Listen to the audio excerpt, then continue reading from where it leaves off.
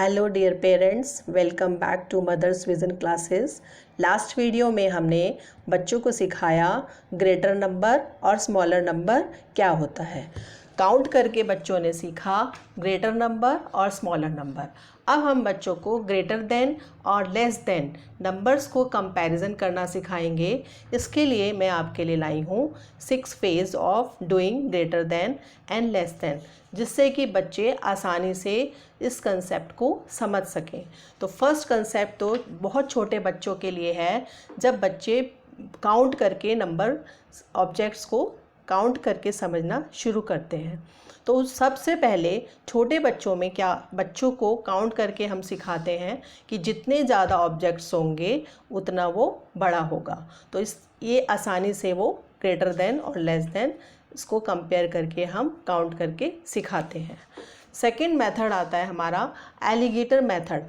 ये method sign लगाने के लिए यूज़ किया जाता है, क्योंकि ग्रेटर देन का साइन होता है वी की फॉर्म में होता है, और इसको हम बच्चों को as a mouth of alligator बता सकते हैं।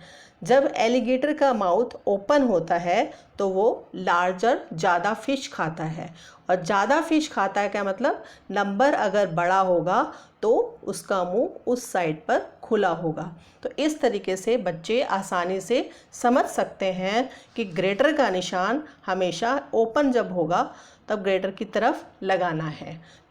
थर्ड मेथड होता है हमारा एल मेथड। एल मेथड में एल क्योंकि लेस देन है वो एल से स्टार्ट होता है, लेटर एल से स्टार्ट होता है, और जो हमारा सिंबल है लेस देन का वो भी एल की तरह ही लगता है। तो हम आसानी से जहाँ पर भी लेस देन साइन लगाना है तो हमें एल लेटर की तरह उसको समझना होगा। अब नेक्स्ट मेथड जो हम आसानी से बच्चों को साइन लगाने के लिए सिखा सकते हैं, जैसे कि इसको हम कहते हैं नंबर लाइन से।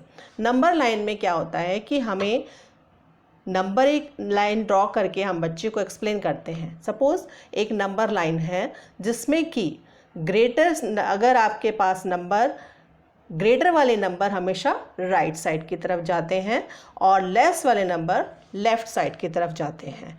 तो इसमें आपने सपोज़ दो नंबर हैं 5 और 9, दोनों को कंपेयर करवाना है। तो कंपेयर करवाने के लिए हम 5 की तरफ देखेंगे, 5 से राइट की तरफ क्या जा रहा है 9। तो इसका मतलब क्या है, 9 इज़ ग्रेटर देन 5, और 9 से लेफ़्ट साइड में है 5, इसका मतलब 5 इज़ लेस देन 9। तो इसको हम लेस देन का मार्क लगा सकते हैं। इसी तरीके से नेक्स्ट मेथड में हम उस बच्चे को इस तरीके से भी एक्सप्लेन कर सकते हैं।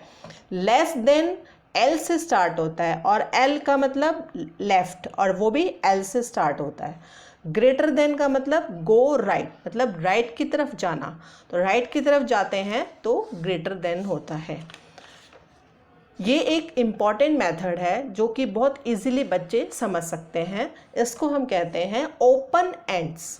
ओपन एंड्स, इसमें जो हम सिंबल बनाते हैं ग्रेटर देन और लेस देन का, इसमें एक साइड इसकी ओपन होती है और वो बिग होती है। तो बिग का मतलब ज़्यादा खुला हुआ है, बिग है इसका मतलब ग्रेटर। और यहाँ पर एंड बिल्कुल एंड हो गया है, बिल्कुल बहुत कम खुला हुआ है, इसको कहते हैं हम स्मॉल एंड। यानी कि जहाँ पर स्मॉल होगा वो स्मॉलर नंबर की तरफ होगा। तो इस तरीके से ओपन एंड से हम बच्चे को एक्सप्लेन कर सकते हैं कि किस तरीके से नंबर्स जो हैं वो बिग और स्मॉल की तरफ साइन लगाया जाता है। इसी तरीके से अगर हम नंबर्स बच्चे को देते हैं प्रैक्टिस के लिए, एक्सप्लेन करने के बाद बच्चे ने पूरा एक्सप्लेन समझ लिया कि किस तरीके से नंबर पे साइन लगाना है, जैसे कि 7 और 9। अब बच्चे को मालूम है कि 9 जो है वो राइट साइड की तरफ जा रहा है, बड़ा नंबर है, इसलिए साइन इसका ओपन एंड की तरफ लगेगा। ओपन एंड होगा ग्रेटर की तरफ। इसी तरीके से 4 और 7 जो है वो 4 से राइट साइड में होता है। अगर नहीं समझ में आता तो नंबर डाल के भी हम नंबर लाइन पे बता सकते हैं। तो यहाँ पर 7 ग्रेटर है, तो इसलिए इसका ओपन एंड इस टाइप से लगेगा।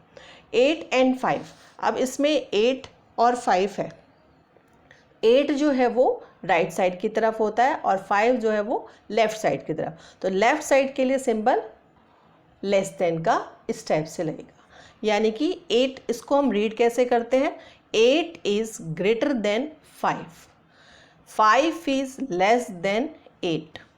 9 एंड 2 में से ग्रेटर कौन सा है, 9, क्योंकि वो राइट साइड में होता है, इसलिए 9 इज ग्रेटर देन 2। तो इस तरीके से कुछ मेथड्स यूज़ करके हम बच्चे को बता सकते हैं। और हम एक और मेथड है वो यूज़ कर सकते हैं अपना हैंड्स अगर हम लेफ़्ट हैंड को ओपन कर रहे हैं तो वो लेफ़्ट हैंड इस साइड जो कर्व आ रहा है वो लेस देन की तरफ होगा, और राइट हैंड ओपन कर रहे हैं वो ग्रेटर नंबर की तरफ होगा।